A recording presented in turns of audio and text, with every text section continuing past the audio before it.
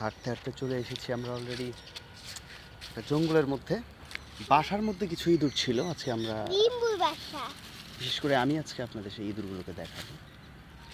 একটা বাসার মধ্যে যদি এতগুলো ইঁদুর থাকে তাহলে কি মানুষ ভালোভাবে থাকতে পারবে কিনা তা আপনারাই কমেন্ট করে জানান।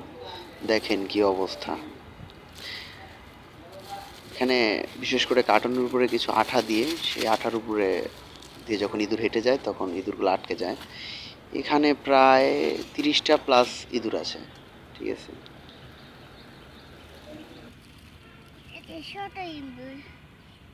ছোট ছোট ইঁদুরের বাচ্চা। বড়গুলা পড়ে না, খুব কম পড়ে, কিন্তু ছোটগুলাই বেশি পড়ে, কারণ তারা খাবারের জন্য বাইরে বের হয়, আঠার উপর দিয়ে হেঁটে গেলে এরা আটকে যায়।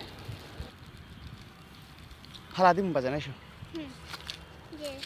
দেখি এদিকে তাকাও। এবার আমরা ইঁদুরগুলোকে ফেলে দেব। এই দিলাম ফেলে। তো আমাদের বাসায় এরকম ইঁদুর ছিল। তো আপনাদের বাসায় কি পরিমাণ ইঁদুর আছে, এরকম আছে কিনা জানাবেন, ঠিক আছে?